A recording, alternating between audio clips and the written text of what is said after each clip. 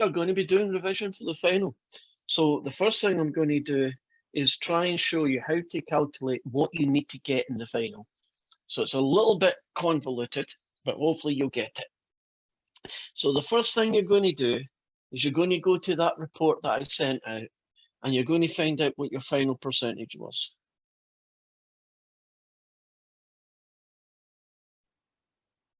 So let's suppose that your final percentage was 92%, right? Just for argument's sake. So in Zach's case, it is what it is. In Aidan's case, it's whatever your percentage. So you'll get that guy, right? 92%, let's say it is. Then what you're going to do is you're going to calculate what I'm calling the base score. That's going to be 92% of 700, and that 700 is for everybody. So if you know what your percentage is right now, take your percentage of 700. So I'm going to put in this 1.92 times 700, and I come up with 644. So that is an important number. That's your base score. Okay, so now I'm going to show you how to decide what I need in this final, right? Suppose you want a 2.0, which is considered the pass. That you need to get 750 points. So what you do is, in the final exam, I need a grand total of 750. So just take away your base score. In this case, you're going to be left with 106.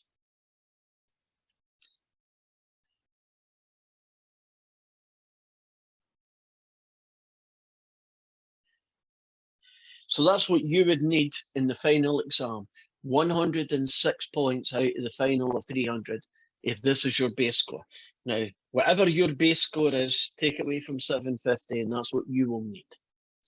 Now, if you wanted to get a 3.0, that is 850 points.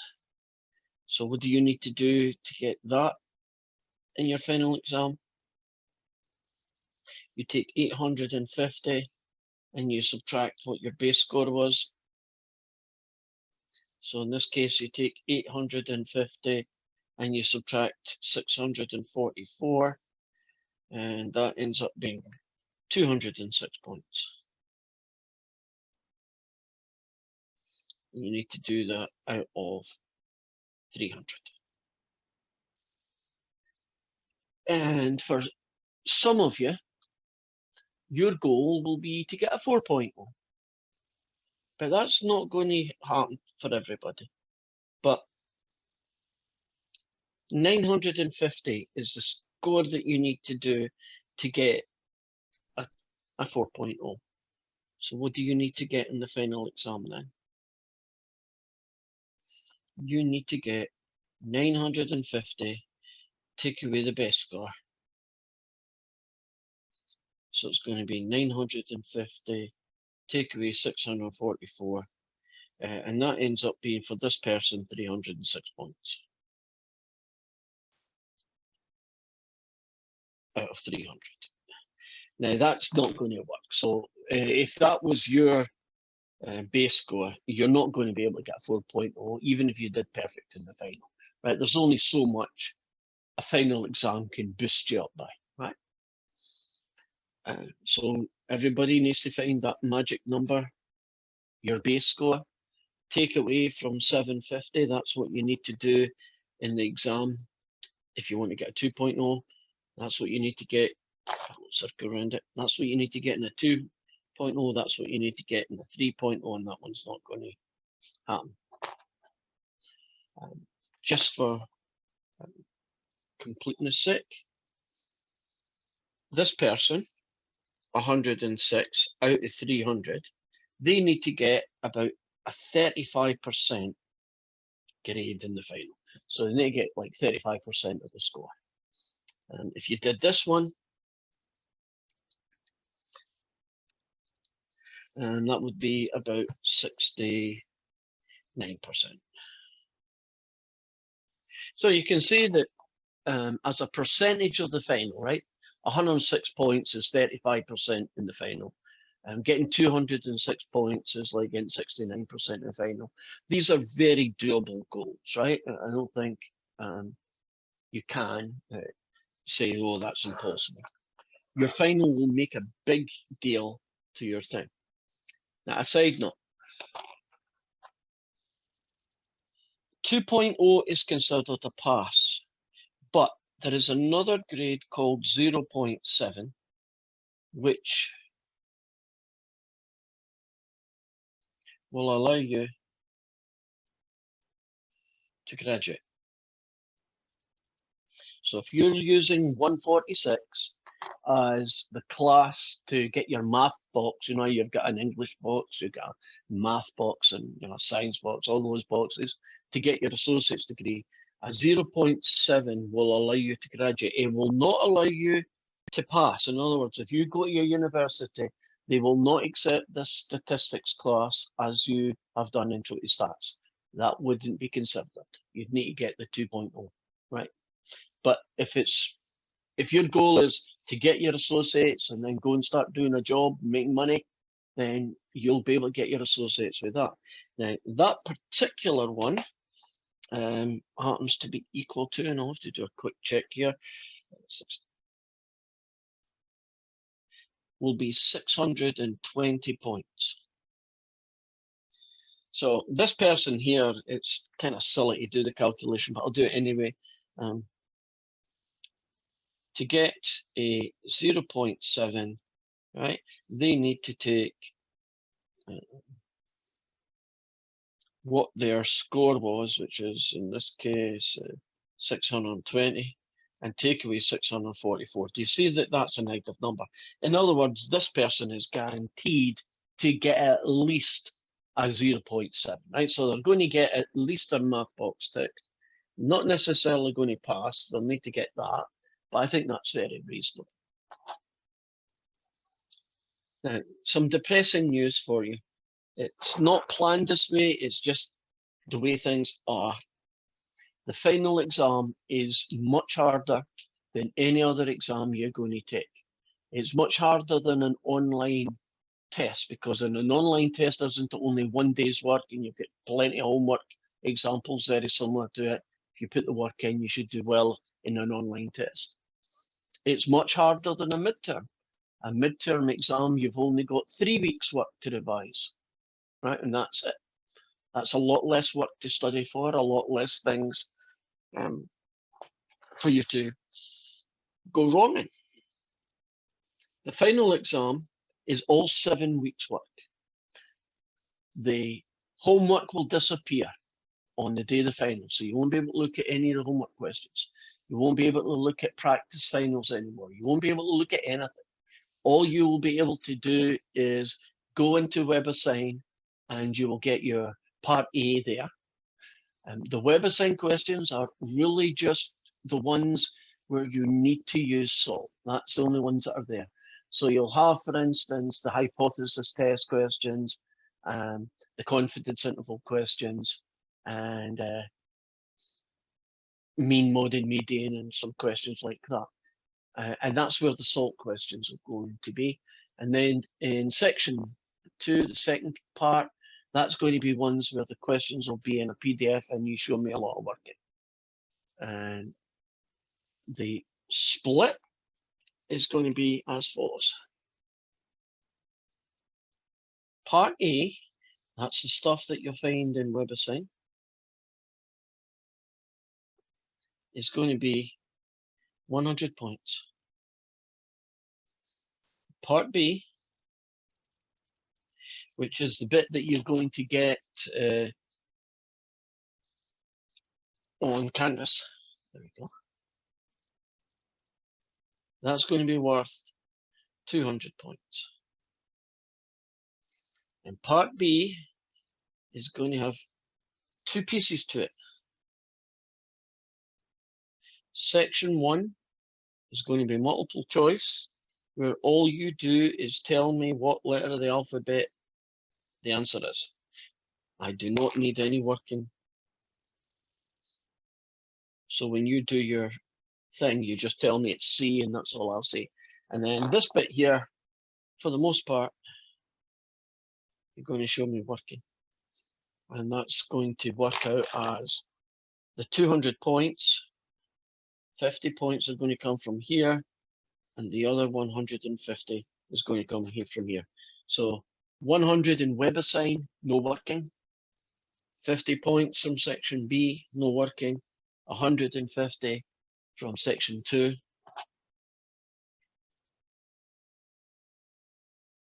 That goes there.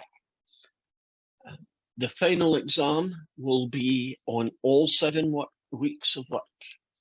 So you're going to get questions from week 1, you know, mean, mode, and median, all that good stuff. And you're going to get questions from the last chapter, progression lines, and things like that.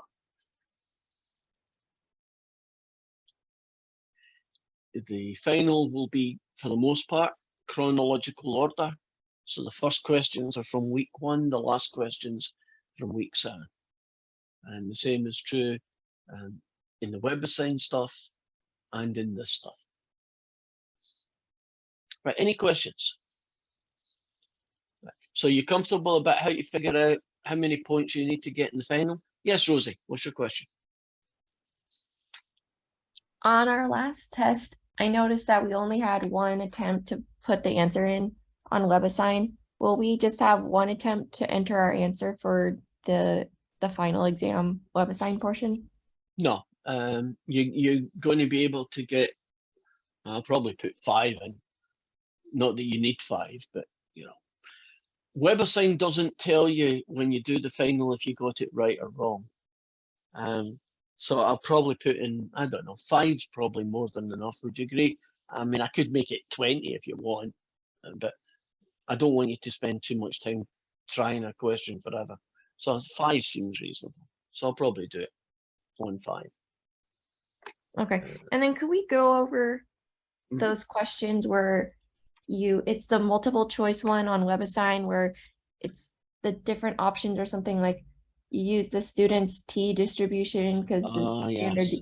Yeah, I got those ones wrong on our last test, and it always confused me why.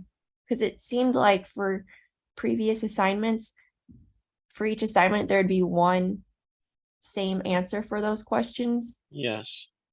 So how do you know when it switches up?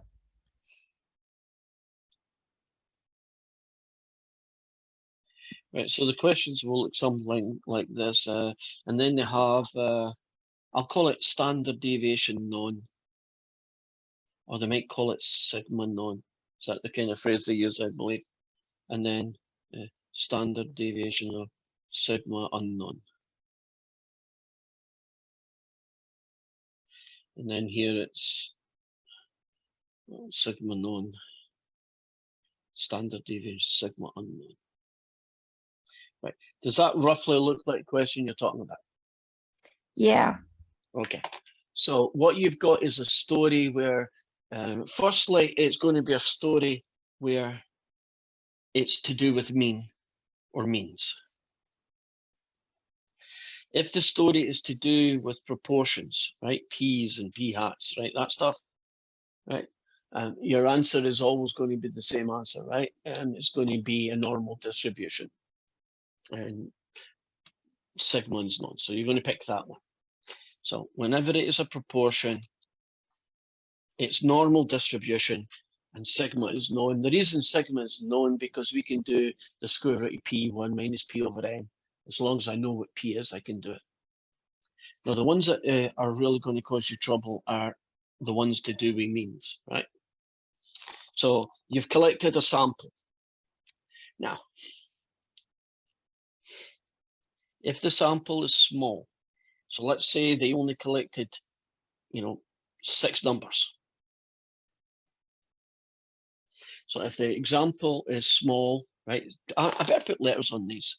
So that's A, that's B, that's C, and that's D. If the sample is small, technically, you don't know enough information. You should use a student T, and you should use it when well, let's do two different versions. The sample is small, but somehow or other they know that its sigma is 10. That's very unlikely, but if they told you that, then you would do a student T sigma is known. You would choose option C. Now, suppose the sample is large. Large, let's say 200 numbers, and sigma is known. So if you do a question where you're collecting a sample, the sample is 200s, and you happen to know that sigma, the population standard deviation, is 10, which is highly unlikely, but I guess it could happen, then you are going to be looking at a normal distribution sigma known. So that's going to be an A. Now, let's go and do a sample is small. Let's say it's 6 numbers again. And you don't know what sigma is, which is probably more likely. Because the sample is small, you're going to do a T distribution, and sigma is unknown, so you're going to choose option D. Now, suppose the sample is large. That's 200 numbers, but sigma, you don't know what but sigma is unknown. In that case, since the sample is large and sigma is unknown, you are going to be looking at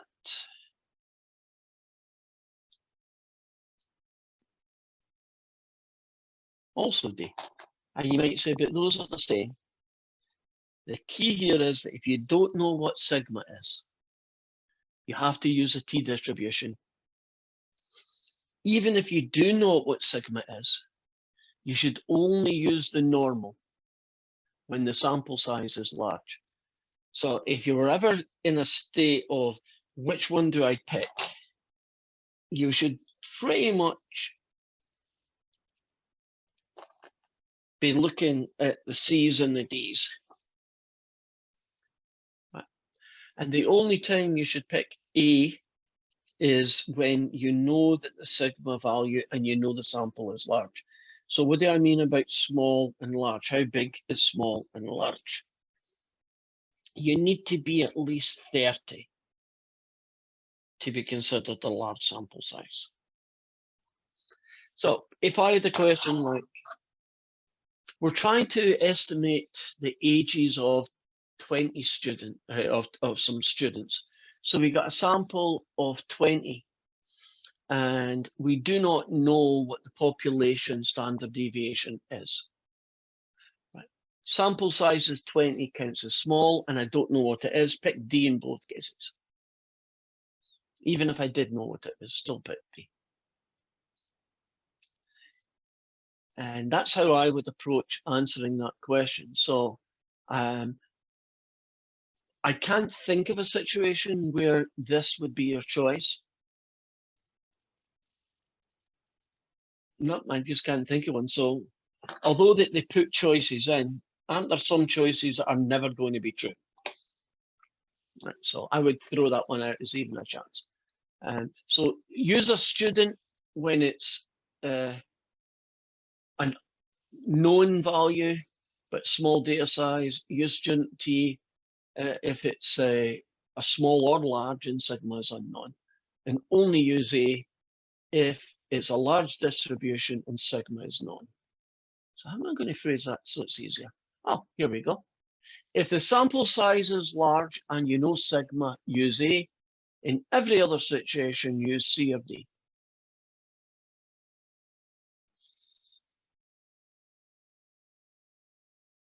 I don't know if that made it cloudier or clearer for you, but did it help? Yeah, thank you for explaining that. Right. And just to add insult to injury, WebAssign doesn't always think that my idea of large is their idea of large.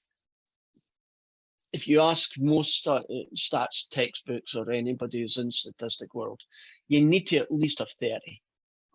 I'm really worried about WebAssign. Don't they sometimes give you 20 numbers and then as far as they're concerned, that's a large sample, which I wouldn't call large. So that might be why sometimes you've done everything I've just said, and then it disagrees with you. I wouldn't get too, spend hours trying to go through that. Yeah, it could appear, and it probably would appear in a multiple choice, but I always go back to the multiple choice and look at the answers. And if you picked one that I would have picked, even if Web Assigns it says it's wrong, I'll still give you the points. So it's not like you're going to lose out of it. Okay, next question.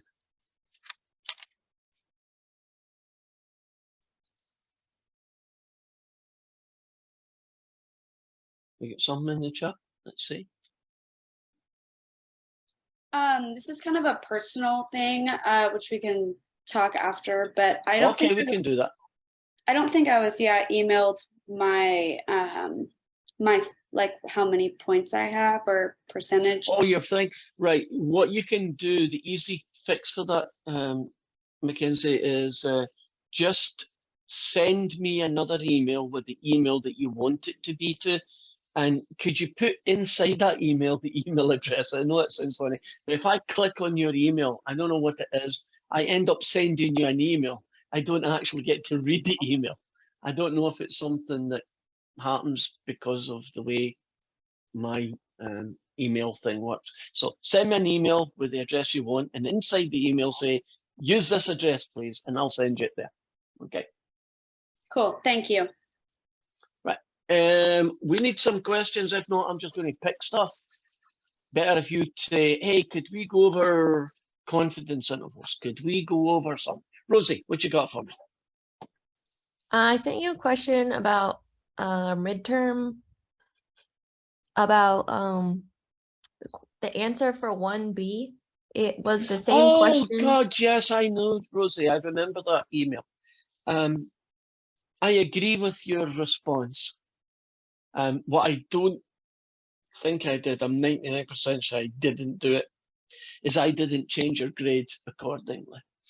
So you are going to, again, send me an email, remind me of this conversation, and I will make sure that I will do, I will fix it.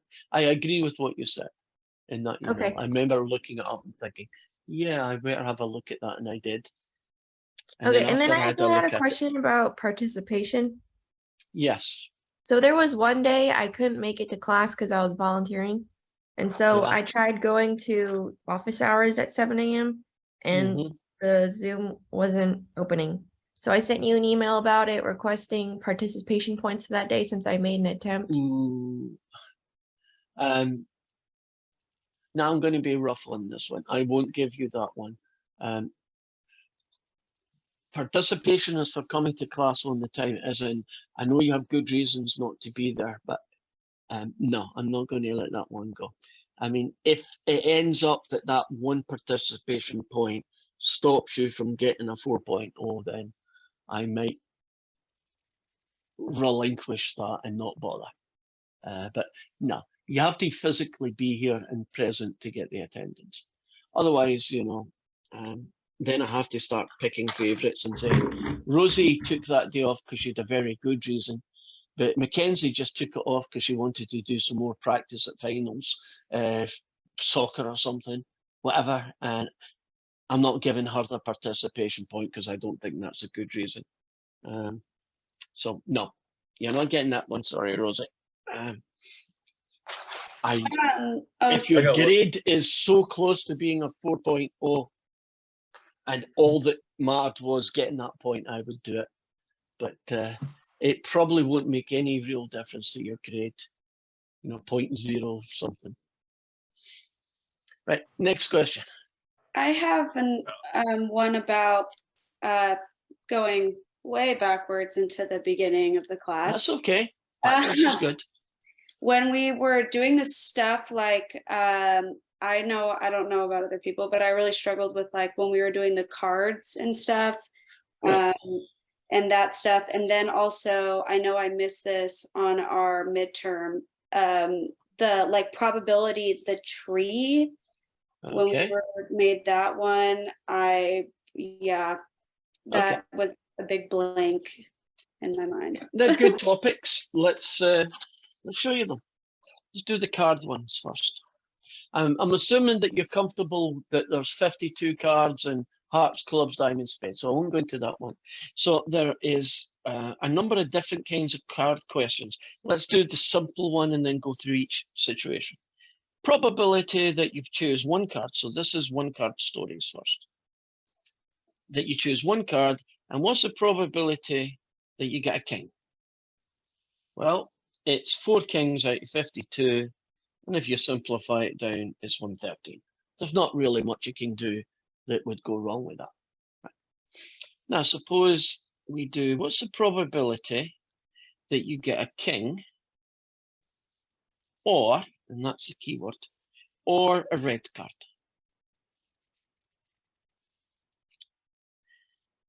Now, when you do these kind of questions, the or, there are 4 kings, plus there are 26 red cards, but then you have to take away how many are in both groups. That way you don't double dip, as I call it, right? So there are 4 kings, there are 26 red cards, and there's 2 red kings, right? There's a king of diamonds and a king of hearts. So that you don't count them in 2 different places, like count them here and then count them here, that take away 2 accounts for that.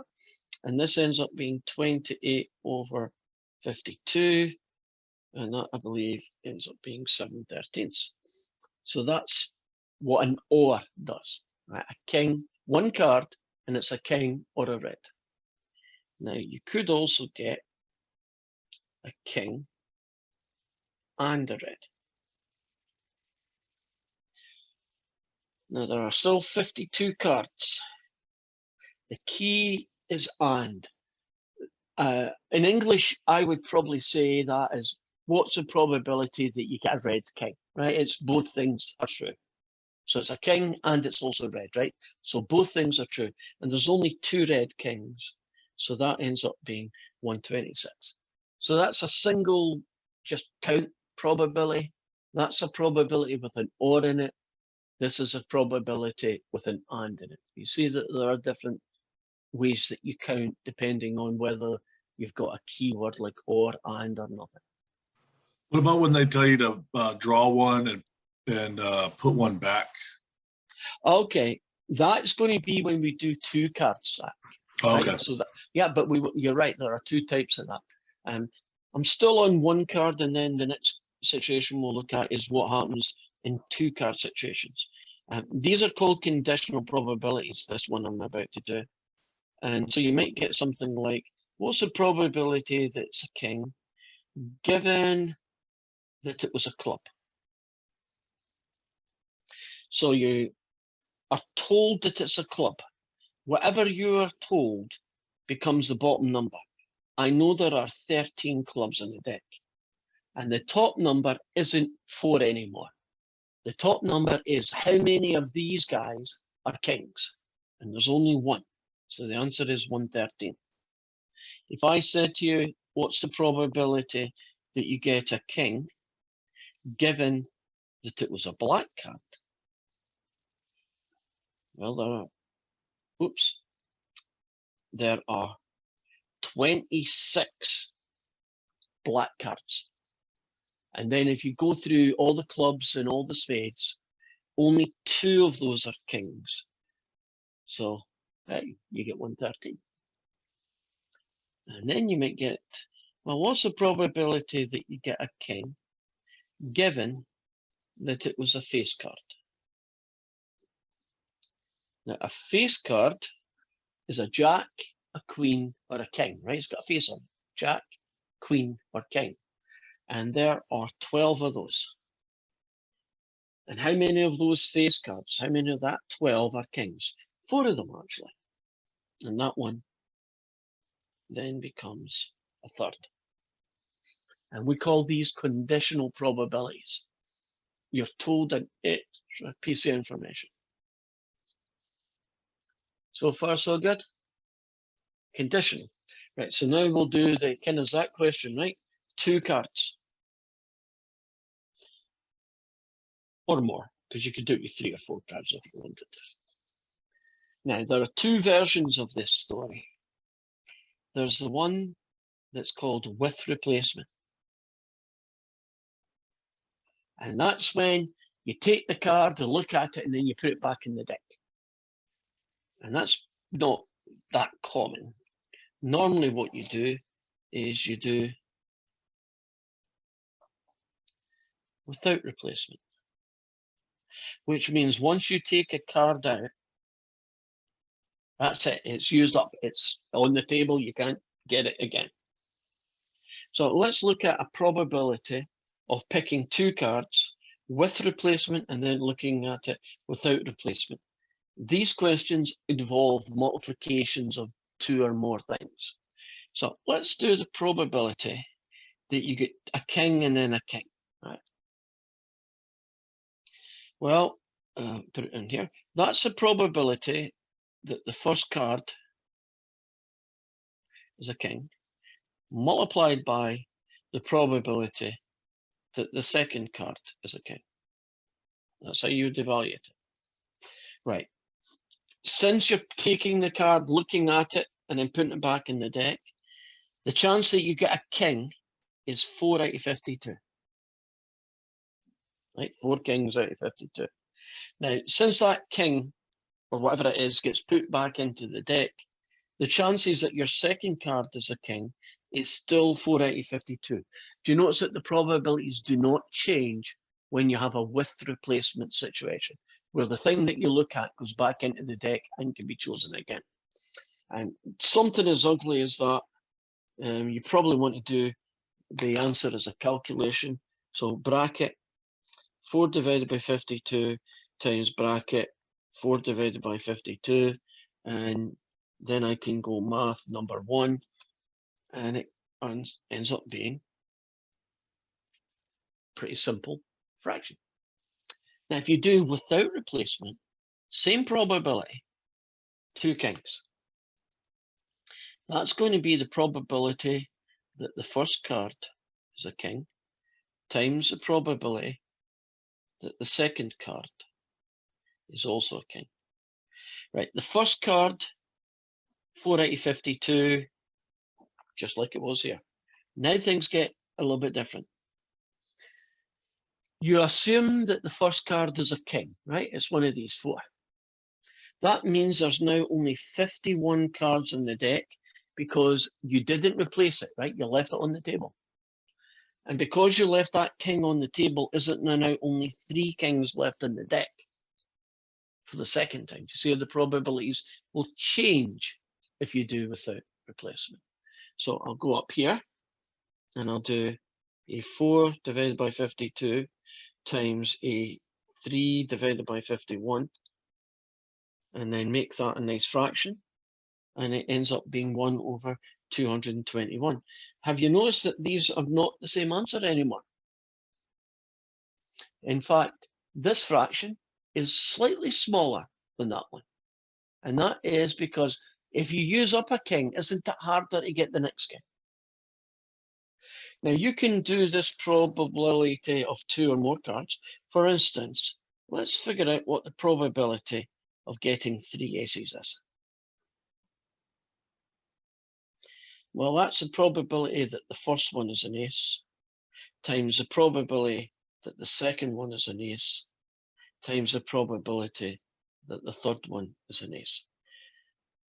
And we are going to do the without replacement version. In other words, you use up the cards, which, if you think about it, aren't most card games this type, right? You put the card down, it's gone. You can't, pick it up and say, I want to use it again. Right. There are 52 cards, 4 of which are aces. Then the next time there's only 3 aces, and you've only got 51 cards to pick from. And then the last time there's only 2 aces now, and there's 50. Right. Now you notice that each one changes. Now, if this was with replacement, wouldn't it just be 4 out of 52 times 4 out of 52 times 4 out of 52, right? Each one would be the same thing. So with replacement, the probabilities don't change, right? 452, 452, 452.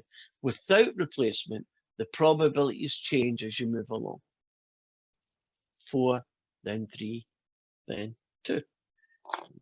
On the calculator, hopefully it can handle this.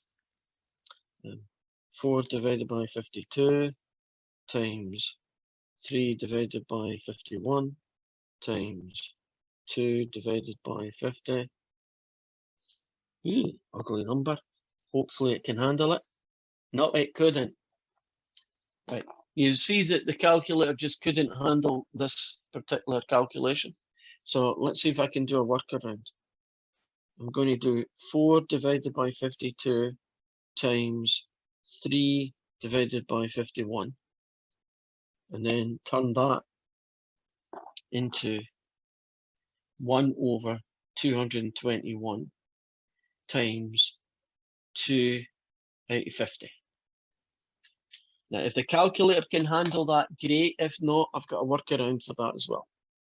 So brackets 1 divided by 221 times 2 divided by 50. No, I don't think it's going to handle it. No. Okay. Here is workaround. Would you agree that simplifies down to 1/25th? So my answer is the top two numbers, and then you can multiply 221 times 25, and you can get 5525. So that's how I got round the fact that the calculator couldn't deal with that large fraction. Right, just do 2 of them, get the answer, simplify the other one, and then just multiply the top together and the bottom together, and you're done. Are we good? Is there any other combination of card questions that you or anyone else wants me to deal with before we start looking at probability trees, which is the next question? I feel like I remember when we did some that were like, on the first you got this, and then on the third you got whatever it may be, a jack or whatever. Okay, so you can change. What's the probability, for instance, that I get 2 aces and then a jack? You know, something like that's it. Right, we'll do the without replacement. So probability an ace times the probability an ace, and finishing with the probability that I get jack. Well, the first card, right, the first one's an ace, is going to be 4 out of 52. The second one being an ace, well, there are only 51 cards, 3 of them are aces. Now, the third card being a jack, well, there's only 50 cards to pick from, but all 4 jacks are still in the deck. So do you say in this case, 4 out of 52 first ace, 3 out of 51 for the next, 4 out of 50 for the next, and then that would be some ridiculously ugly calculation, which I'm pretty sure the calculator won't be able to handle in one go. So I'm going to go 4 divided by 52 times 3 divided by 51, and then turn that into a fraction, which is kind of normal. This guy, if you simplify him down, is 1/13. And so the answer is going to be 1 over 221 times 13, which is that guy. So that's how I get around the calculator not being able to do fractions with the large denominators. Is that the kind of question you're talking about? Right. So it's still the same first times second times third, and then you have to understand what has happened each time. Nothing here. 1 less card, 51, 3 of them are aces. 1 less card, 50, but all of them are jacks, 4 jacks. Make it into that. Are we ready for probability trees now? Okay. probability trees are quite long-winded as well, and it depends on the context of the story. So let me do a simple one. Well, none of them are simple, but the simplest I can think of. Imagine I've got a bag, and in this bag, there are 5 red beads and 3 green beads. And we want to pick 2 beads out of the back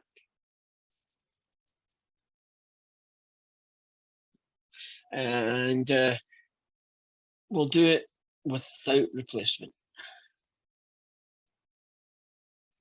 which is the most common way you would expect this to happen. So this is what a probability tree would look like. You've got your first pick. It could be the red one or a green one, right? The chance that it's a red one, well, there's 8 beads there. 5 are red, 5 out of 8, and 3 are green, 3 out of 8. So you put on the lines the probability of that happening. So 5 out of 8 chance it's red, 3 out of 8 chance it's green. You then do the second pick. And it could be red, or it could be green. And this one could be red, or this one could be green. Now, when you get to the second pick, you follow the route. So let's do this route. The first one was a red, so I know that's happened. That means there's only 7 beads left in the bag. Since it was a red, you see that there's only 4 out of 7 reds and 3 out of 7 greens. Are you happy about where those two came from? 4 out of 7 red, 3 out of 7 green. Right, if I go to this branch, right, this one here, the first bead was green. So that's this guy, right? Now, there's still 7 in the bag, but 5 of them are red and 2 of them are green. Now, you could go on and build a third one that's just a picture gets ridiculously big if you do that. Any questions so far? Are you comfortable about how I've set up this probability tree? What you then do is you find the final probabilities of each of these 4 situations. This situation here is 5 8s followed by 4 7s. So the probability of this happening is found by multiplying the 2 together. And that gets me 4, 4, 2, 5 14ths. Now, if you want to get this one, the first one is a red and the second was a green. And that is 5 8s times 3 7s. And I make that 15 56. Now, if you want to get this one, first one is a green, second one is a red. So this ends up being 3 8s times 5 7s, which is also, by coincidence, 15 out of 56. And then this last one was a green followed by another green. And this one is 3 8s times 2 7s, which cancel, 4, 3 28s. Now, if you do this correctly, if you add up all of these fractions, it should become 1. So I'm now going to check that out and see if it is. So 5 14ths add 15 56 add another 15 56 add a 3 28ths. Yeah, do you see it did work? I know I've done it right. That's just a check that you would use, because if it doesn't add up to 1, somewhere or other you've got one of your fractions wrong, or maybe you multiplied something wrong, but there's something wrong and you need to go fix it.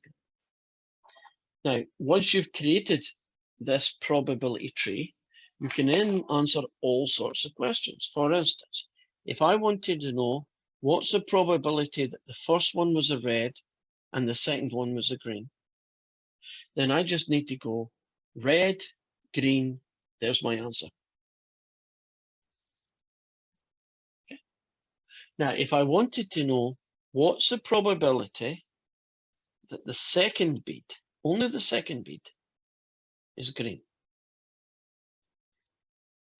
then you look at your four end situations, the second bead, and you say, oh, the second one green happened here, and the second one green happened here. And so if you want to know what's the probability that the second one was a green, you would be adding that. So I'd go to my calculator and I'd add the probability of the thing being green plus the other probability that the second one was green.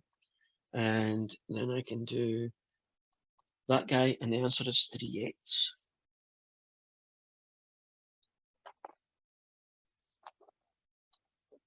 You can also create a table from this. And the table might be the first bead, and down here, the second bead. And the first bead could be red or green, and the second bead could be red or green.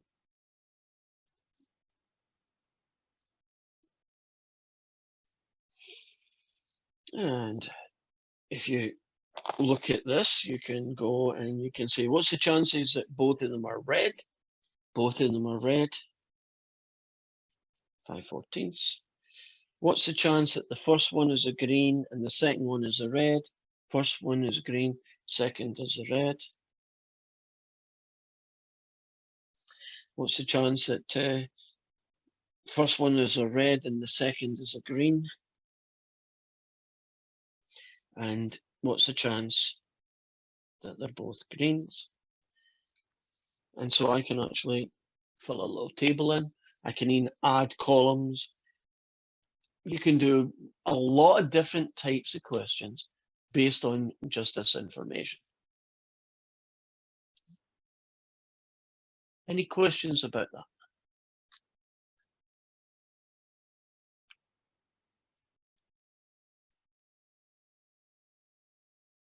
Are we good? That was a good question. I like that one.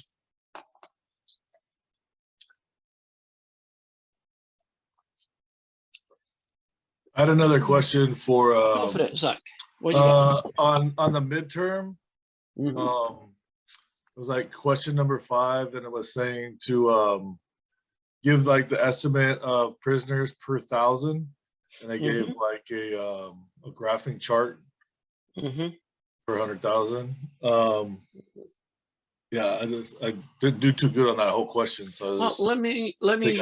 Yeah, that question's a little bit vague in my brain. That's only because it's hard to remember. I'm going to go in and look at that question. It was in the WebAssign. yeah, the Social- midterm question number 5 website. Question number 5. Okay, so give me a few moments to look it up.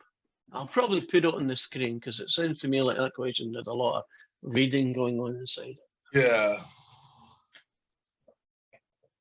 Sometimes you have to be like a lawyer when you read these things. You know, every Yeah, they get word's a sneaky with prisoner. it. Yeah, and so that could be the issue. Why can't I see what I'm looking for? Because it's been a pain, that's why. I should be able to do it this way. Past exam, right, midterm. Why can't I see it? Oh, I know why. Zach, do you know why I talk to myself all the time? No, it's the only way to have an intelligent conversation. Oh, I thought it was because you forgot all the time. Well, that's more realistic, right? Past assignments. I had to go in as a student view to see it. Almost there. Almost. Keep going. Good grief. Goes on forever. Where are you? There we go.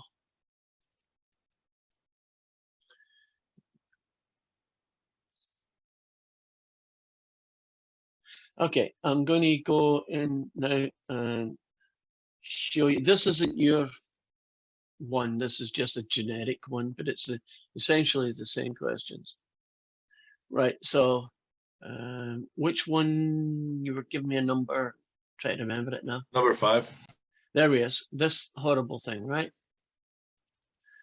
So this is a time plot. So this is years, and vertically is the number per 100,000. So if you were reading, and it's a bit of a guesstimation here, but it says estimate the number of prisoners per 100,000, which is what that number there is for 1980. So I'm going to 1980 and I'm touching that guy, and I'm guessing it's about 140. Right, so if I enlarge this up, there, at 1980, horizontally, it's about here. I can't estimate it that accurately, but would you say is 140 seems reasonable? Do you see what I'm reading? Horizontally, 1980, which is this dot, 140. And if you want 1997, it would be this one right at the end. And I'm going to guesstimate that that's 450. So 1980 is about 140. 1997, it's 450. Yeah, I think I was having a problem on calculating the amount of prisoners at the bottom. The question there, So that's not your question. Okay, so number it was C. C. Okay, in 1997, the American population was 266,670,000. Right, and then it goes on and says at the rate of 440 prisoners, so 440 per 100,000 people. How many prisoners in the system? Okay, so that is a calculation which I'm going to have to show you.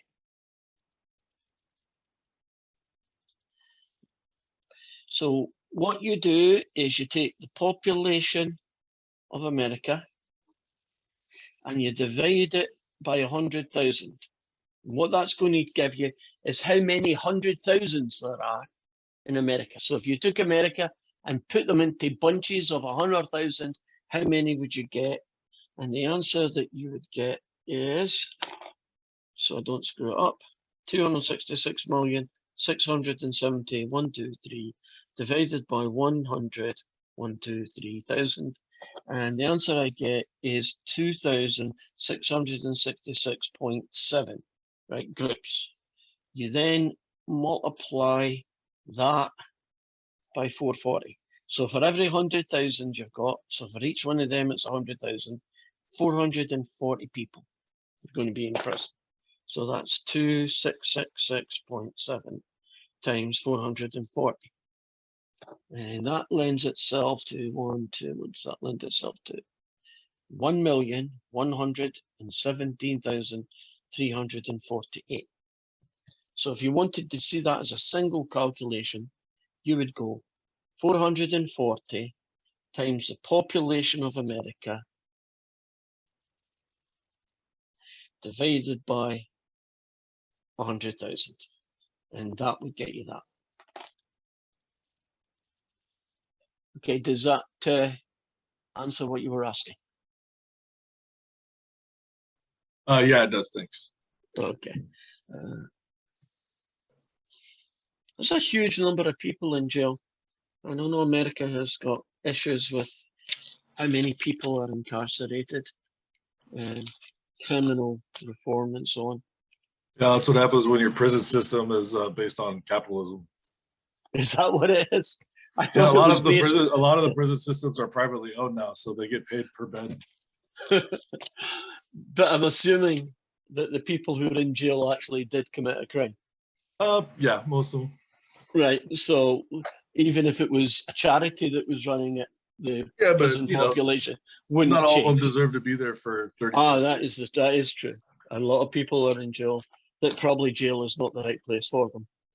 Of course, I had another people. question Yeah, for the yeah. same midterm, number Mhm. 10. 10. I was having a hard time using the salt on that one. Okay. I'm gonna have to shrink this one out. I'm not sure if I can use salt now on this one, but oh, it's got a salt button, so I should be able to do it. Okay, let me zoom over to the question, see what it was about. Right, here it is. A consumer product magazine indicates that the average life of a refrigerator before people replace it is 15 years. From my experience, that is a lot longer than the fridges I've got. Am I just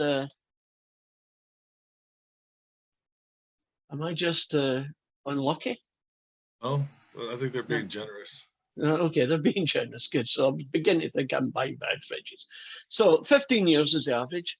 And it says with a 95% of the data ranging from 10 to 20 years, let X be the age at which a refrigerator is replaced and assume that X is distributed normally. Okay, so that was all that stuff. It says the empirical rule indicates that a symmetrical bell-shaped data, approximately 95% of the data lies within 2 standard deviations. We know that, right? 1 standard deviation is 67, 2 is 95, and then 3 standard deviations is 99.7. Remember that guy? So what they're telling us here is that if you're doing a 95% range, you're looking at roughly 4 standard deviations. Sigma is just standard deviation.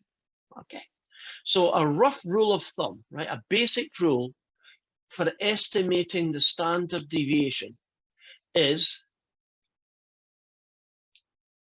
the range divided by 4, which is obviously that one. Well, if our data is roughly symmetric, couldn't we just take the endpoints at the 95% and divide them by 4? It's not a perfect match because it's just a rule of thumb.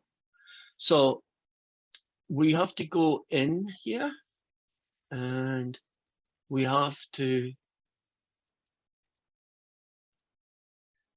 oh, wait a minute, I think I don't need salt. Because haven't they told me the interval from 10 to 20 years?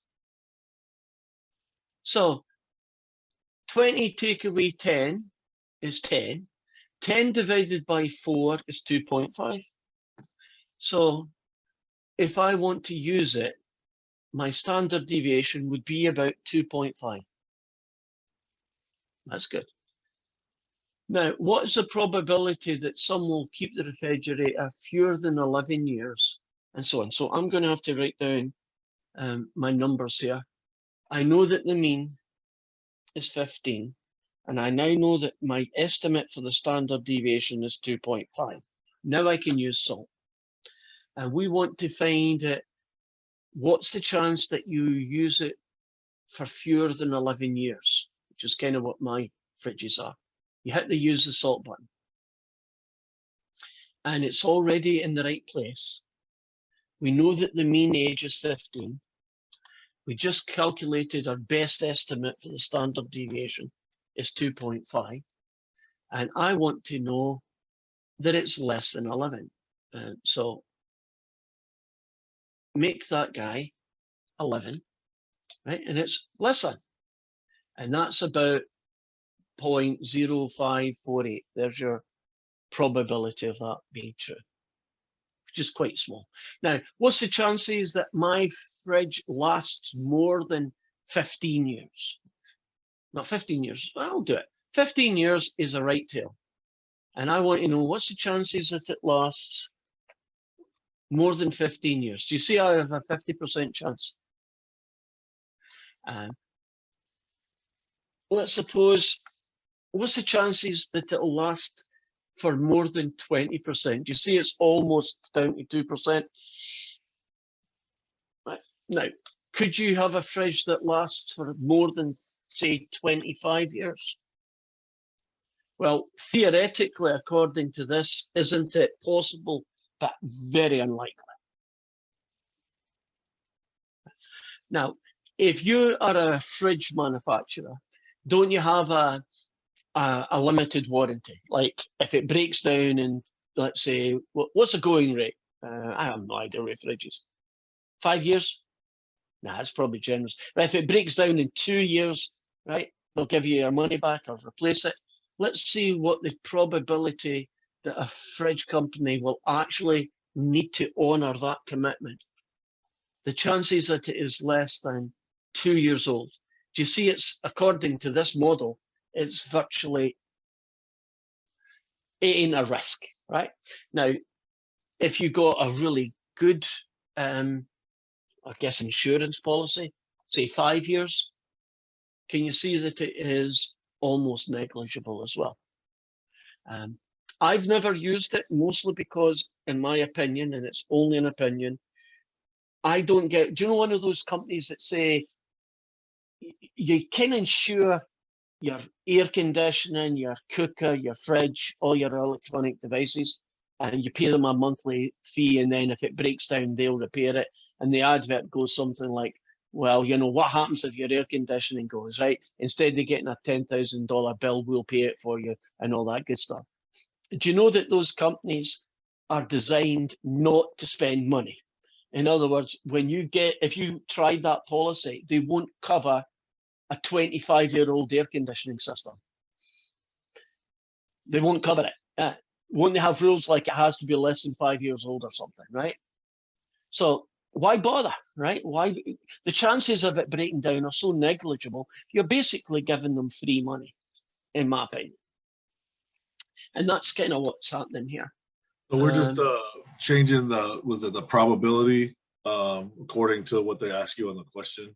Yes. Oh, it's tracking right. So Okay. every time they ask you a question, it's going to be a different probability. So this one here, what is the probability that someone will have a fridge for more than 18 years? Well, a more than is a right tail, and more than 18. Yeah, it's what, about 11.5% of the time. Okay. So you could probably meet people, I'm not one of them, who has a fridge that's older than 18 years. It's probably the one they keep in the garage, right? Because they're probably got a nice one in the house, right? But that's like their backup fridge. Right? I don't have one. Mine don't seem to last more than about 10 years and then they die. Anybody want to share? Has anybody got an old fridge in the garage that they've got a big My parents have like a 20-year-old fridge in their garage. Right? So, I mean, they're one of the 10%ers, aren't they? Yeah. They got a fridge. I personally think that refrigerators of today are built to not last more than 15 years, probably built to last more than 10. And if you think of the economics of it, if you make refrigerators, you don't want them to last forever because then nobody will buy one. Don't you kind of want them to eventually break down, but not too soon, right? So that they'll end up wanting a new one. He says, thinking that there's sneaky people in the business world. It's like inbuilt redundancy or something, I think it's called. And they don't need to make the entire fridge, don't they? Only need to make one component that's likely to go earlier than the rest. Because once your motor goes or whatever it is, isn't it basically not worth fixing? You may as well just get a new fridge. And that's what they're relying on. And I have drifted, as we do. Now, this last question, assume that the average lifespan is 15 years and it's the same standard deviation as before. Suppose a company guarantees that they'll replace the refrigerator and if it breaks down under a guarantee. However, the company doesn't want to do any more than 3% return rate, right? So we can answer that one also using SALT. But we turn things on their head, right? I want a left tail, right? The young side. And I want this to be the 3%. And can you see that the magic number is roughly, what, 10.3 years? Let's call it 10 years. So if the refrigerator company wanted to do an advertising campaign, they could say, hey, if you buy our refrigerator and it breaks down inside of 10 years, we'll replace it for free. Maybe you have to pay shipping, right? That's about it. And if they did that, do you see that they're only going to pay out on 3% of their fridges? So they might have done the numbers, game and said, how much will it cost us to do that? And then don't they just add it onto the price of all the refrigerators so it costs them nothing? So all they really get is more sales because people say, hey, I'd definitely buy a fridge if you said inside 10 years you'll replace it. Would you not? I mean, it's pretty good advertising and trick. But you have to know, don't you, this number here, how likely that is to harm. Otherwise, you could have, half your fridges being returned and you go bankrupt, right? So you don't want that. I like that question. I've ranted on as I do. Did that make sense how you did it? Right. So where are we off to now? We're getting any more good questions? I had a question. I don't have like a specific example, okay. which I Mhm. could go back and look, but there was times in the past, I don't know, with the two proportions and with the means and stuff, when it's all in salt and Mhm. it's phrased in the question less than. So then I Mhm. put that in and the Mhm. T statistic with that, it's always right, but the p-value is incorrect. And then I switched it to more than, even though it says less than in the question, and Uh-huh. that p-value is correct. So Mm. I guess I'm having I don't know if other people have had this issue. Right. I think I know what might have went wrong. And I'll make up a story that could do the same thing. Right.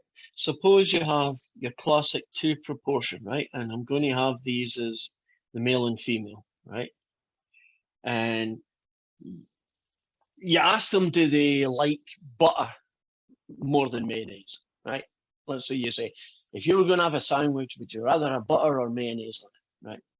And in the males, 20%, in the females, 30%, right? Just say that's our guys. Now, when you do a null or alternate hypothesis, the null hypothesis is always that the two proportions are equal. And that's written down like that, but it can also be written down as that, because that's equivalent, right? Now, that's the way actually WebAssign shows you it when you go inside SALT, but that might be the way that they do it. Now, they can ask you the alternate one, which is what you're hoping to prove, and they can ask it in a number of ways. They could say, is there evidence that females like butter more than males? And if they don't use the word more, they will use the word greater than, which is the same thing. But they could also phrase it like this: do females like the butter less than males? They can also do it: do males like butter more than females? And then finally, they could phrase it as, do males like butter less than females? So there are 4 different ways you can phrase the interconnection between the males and the females, right? And some of them use the word more than, and some of them use the words less than. Do you see this?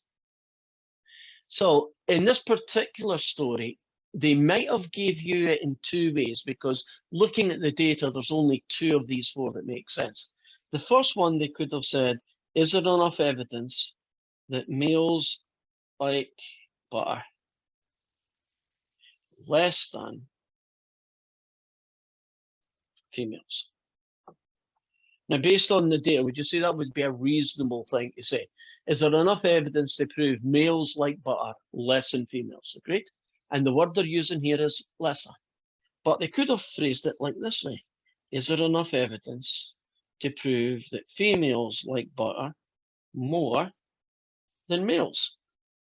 Now, logically, aren't both of those the same question? Right? Males less than females is the same thing as males more than females more than males, right? Now, that's where the problem is happening. They may have phrased the question this way, but if you are going to do this is 1 and this is 2, and you must keep them in that order, you're going to have to say, is there evidence that it's less than? Even although the question might have been phrased, is there enough evidence that females like butter more than males? So do you see that's maybe what happened in your question, was that they were phrasing it this way, but you had to reinterpret it first guy, take away second guy. And that's what I think may have happened. I'm taller than you, Mackenzie. Mackenzie, you are shorter than me. That's probably not true, but we'll say it is. Isn't that the same thing? I've just used more than and less than. I think that's what happened. Yeah, I've kind of been looking at the p-hat, and like I did this on the last test that we had, and I was like, well, the p-hat is like 0.9984 whatever. Okay, that doesn't that's fit really big. that doesn't fit in any of the, you know, one of the problems where you squeeze it in, or is it less than? Oh, now there's two things with P here. You do a question like this and SALT tells you a p-value, and the p-value they tell you should be really small numbers. If this p-value is a really big number, then you've got them the wrong way around. I can tell that just by looking at that. Now, once you've got a really big value, think about switching places, right? Because it's probably they told you this, but you really want to do a less than, right? So they've said more, but you really have to think of it as less. Now, when you get to this p-value, you don't get normally a box, which I remember talking to a student about this, where all you do is put in the p-value. Wouldn't it be really sensible if WebAssign just said, tell me what the p-value is, and you put it in the box, right? What they do instead is, don't they do some weird stuff like this? The p-value, start again. That the p-value is less than 0.01, and then they do a 0.001 p-value to 0.05, and then they do a 0.05 less than p, less than 0.10, then 0.10 less than p, 0.20, and then they do a p greater than 0.20. They don't need to have a whole choice like this, and you have to pick the right one. Now, the reason your answer didn't fit any of the choices was because you didn't have the right p-value to start with, right? You had this guy, which doesn't fit. So if you come across that again, say, oh, maybe I should do a more than, not a less than, or I should do a less than, not a more than. Whatever you did, pick the other one, right? Now, if you got the right value, you still have to decide where to put it. And it's really just, where does that number fit in these intervals? And I'm looking at this one, and I hope you agree with me, it's there. Right? 0.03 is somewhere between these two extremes. If you're a visual kind of person, can you imagine that 0.01 was here, 0.0234, and then 0.05? Wouldn't your guy be there? And so that would be the interval that you would choose. And that's just the way that WebAssign gets you to pick the p-value. Since we're on this question, if the p-value was in fact, the correct value was that number, and the significance level, let's say, was 5%, then wouldn't we have, is the p-value less than 0.05? Now that never changes. That's always less than, no matter what the story is, right? That's never going to change. And in this case, is 0.03 less than 0.05? And we are going to say yes to that. That's true. And we then have a set of questions, like an A, B, C, D, and the one you're going to pick will look something like this sentence. At a significance level alpha of 0.05, what was there is enough evidence to reject H naught.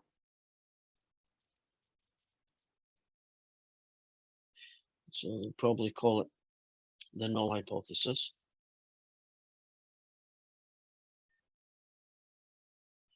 And they might finish with statistically significant.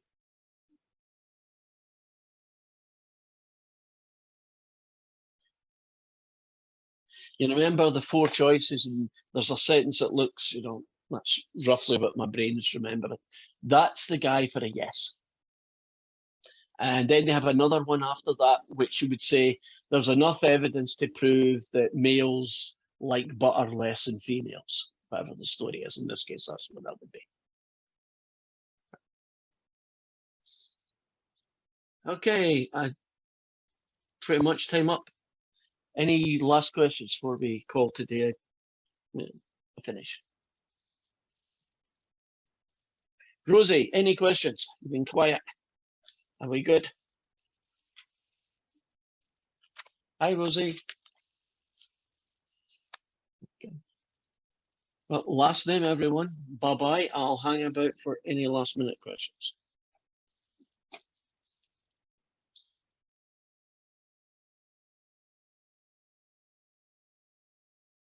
So, Professor Roberts, someone's mowing outside, so if you hear an obnoxious noise, it's that. Okay, it's not you. Gotcha. Yes, there's not something going on. There's not an earthquake or tornado going on, which that happens quite often here. Okay. So I'm just gonna send you an email with another email address because it Yes. didn't go through to the other And one. I will send you one back within another 20 minutes or so. Okay, I'll do that right now. Okay, I can do Okay. that. Thank you. You're welcome. Any other questions, guys? Me, Leanna. Hi. I'm sorry. Oh, your dog. Yeah, Yep. as That's, always. that's the other one. My main question was, I know on the midterm, I struggled with the probability rules, Okay. but Did you make it earlier today? yeah, I was watching the whole time. Okay, that's all right then. Because But we did do some probability rules there. That's all. yeah, no. Ask it. So I understood that part, but the part that I didn't like, it's the actual rules themselves that I am struggling with. I'm trying to think Also, what you mean by the rules themselves. So like A given B. Oh yeah, there's some mutually formulas for those mutually ones, right? exclusive or not, whether it's independent, like that part. Right. is where I kept Gotcha. struggling. So whether it was like, PA plus PB minus PA and B, like that part I couldn't.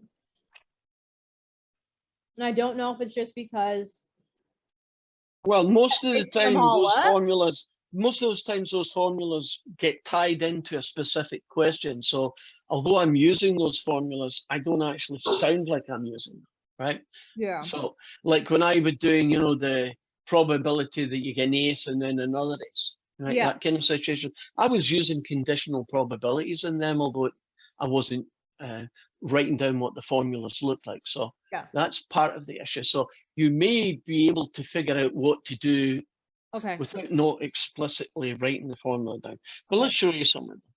Because I had written a whole bunch down of like. Right, what the here difference- is the probability of A given B, right? Okay. And the probability of A given B is the probability of A and B happening divided by the probability of B. It's called Bayes' theorem if you want to know a name for it, but that's one of our probabilities. You got that one?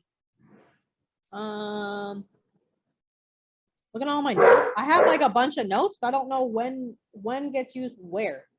I think it's my biggest issue. Right. So, Yeah, a little bit more specific. I'm not quite sure what your issue is.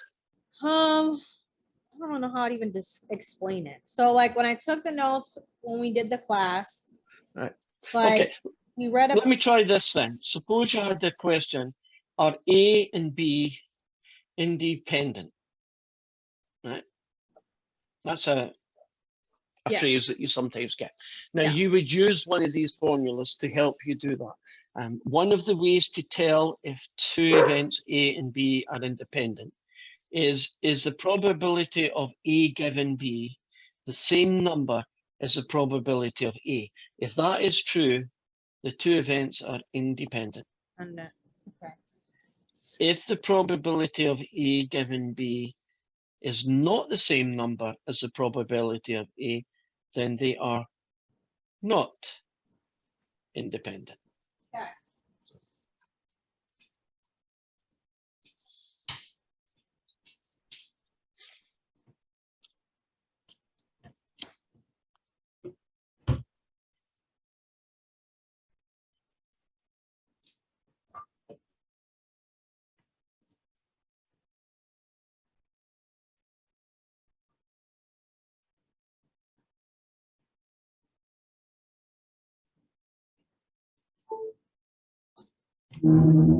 Okay.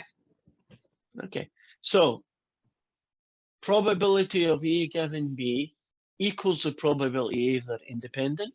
And if it's not equal to A, it's not. So let's do two events. Let's suppose A is the event that you get a king, and B the event that you get a black card. So the question is, are these two events independent of each other? In other words, the probability I get a king doesn't affect my chances that it's a black card or not, and vice versa. Correct. So I would try and find the probability of a king, given that it was a black card. Right, my light just flashed there, which is not good. Me too. Just in Mine case did- we mine did lose, too. just in case we lose some power, right? Okay. Okay, so what's the probability of this happening? Well, Well- king is 4 out of 52. And a black Well, is it 4 out of, oh, okay, yeah. 26. going. Because there's, yeah, you can either get clubs or spades. So that's 26 out of 52. Okay, so let me show you what I would do. Since you tell me it's a black card, I know there's only 26. Okay. And of those 26 black cards, only 2 of them are kings. Okay. So the chances is 1/13. So Okay. I'm not using this formula here directly. I'm using a kind of counting technique. Got it. 26 Okay. black and 2. So in these questions, using the formula is more of a hindrance than it's a help.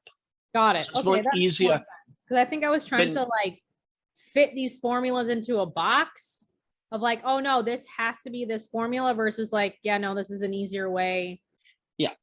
So let me try and put that question, right, using the formula, right?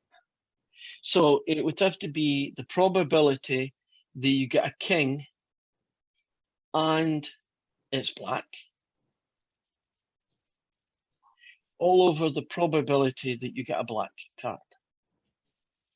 Right, now the word and means both things are true, right? Okay. So if you say king and a black, you're really saying, what's the chances that I get a black king? And Okay. there's 2 out of 52 black kings. Correct. Now, what's the chance that I get a black card? Well, there's 26 out of 52. Mhm. Now, if you take this fraction and divide it by that, well, let's not even do it. Let's just let calculator do it. You do on the top, and it's a good idea to put brackets around these kind of ones, 2 52s, divided by on the bottom, 26 52s and then make it into a fraction. And there is, lo and behold, Stop, Ollie. Okay. now, would you agree that's much easier to do than to use the formula? Yeah. Right, I so- think, okay, stop, Ollie. I think the problem is I just kept trying to make it like, you have to use this formula, you have to use the formula, and in all reality, I'm like, I don't really know what's happening. So I kept trying to make the formula, like, make the problem into the formula versus just like reading the problem as it is and like figure it out that way. Yeah. Stop. So the strategy for doing these questions Ah. is using your words, just do it the way it is. Yeah. Don't try and force it into a square peg when it's a round question. Yeah. Right? think I was mean, trying to eventually you so can hard. make it, you can batter it in and you will get the answer. But there is more, there's little benefit to doing it and more opportunities to screw up if you try and use the formula when you can simply do it by counting, which is what I'm counting this with. Now, back to my original question, the probability that you get a king, given that it is black, we found out the answer is 113. Now, the probability that you get a king, just a Stop. king, is 4 out of 52, which also happens to be 113. Wait, why would be a probability of a king and a black be 1 in a 13? Because you can have 2 kings that are black. No, it's one card, right? Just one card, and Oh, it's so it red. has to only be 1 card. Okay. Okay. Only one card. But this is the same thing. One card, it's a king, given that that one card is black in color. Got it. Okay. And this is a probability that you get one card and it's a king. Now, since these are equal to each other, that means this was true. So what we can say is Well, that wait. getting a king or a black card are independent events. Why? I don't understand. So, oh wait, okay, never mind. You simple it down more. So I was like, I don't understand that. Okay, that makes sense. Right. So since these are equal, aren't these two events A and B independent? Yes. Right, let's do one more. Emphasize this one. Let's do, what's the probability that you get a king given that it was a face card? Ah, So my event A is that you pick one card and it's a king. mhm. And my event B is you pick one card and it's a face card. Okay, so let's find the probability that it's a king given that it's a face card. Mhm. Face card, you know it's a face card. There are 3 face cards, Jack, Queen and King, hearts, clubs, diamonds, spades. So that means in an entire deck of cards, there are 12 face cards. Are we good with the 12? Now, how many of those 12 face cards happen to be kings? 4. And so that answer is a third, right? That's what it simplifies to. Now, the probability that you get a king on its own, right? One card and it's a king, Mhm. is 52 cards, 4 of which are kings, and that's now 113. Okay. Do you see that these are not the same? Mhm. And that means they are not independent. Okay. And it's kind of easy. Sometimes you come up with a false conclusion, but can you see if somebody tells you you've got a face card, it's more likely to be a king if they don't tell you anything. Yeah. That's why they're not independent. On the other hand, if I tell you it's a black card, I've really not helped you improve your chances that it's a king. Isn't the chance that it's a king still the same if it's a black card? Because there's only 2 kings, right? Yeah. Fewer cards, but fewer kings. They're balanced, right? Okay, that makes way more sense. Okay, so what's the rules we've learnt here today is that there are rules, there are formulas, but most of the time you They're will a use hindrance. counting system, right? A counting method, Okay. rather than trying to do The formula. using the formulas. Okay. But there is need for the formula if you were trying to prove independence or not independent. You would use it in that case. Okay. So I just have to finish the this week's test. Then you said come Thursday, the only things that'll be available will be like part 1 and part 2 of the final. Yeah, that's all you'll be able to see on Canvas or on WebAssign. Okay. Are And we then good? same as before, we don't have to do it in any kind of particular order. Do it when you like. Do it Okay. any order you like. Right. And I think we're good to go. Let me make sure I Well, put my name in there. Okay. Hey, Wait, only one. Well, tomorrow and Thursday. I Has it know been? Has it been fun? it has. Good. And hopefully you've has. learned some stuff. I did. Listen, statistics isn't the worst. I mean, it sucked for sure, but it wasn't the worst. So So I'll take that as an improvement. yeah. Well, I was like, it's funny because like I'd be at work doing homework and everyone's like, what are you doing? I'm like, statistics. They're like, oh, I hated that class. And I was like, actually, it's not that bad.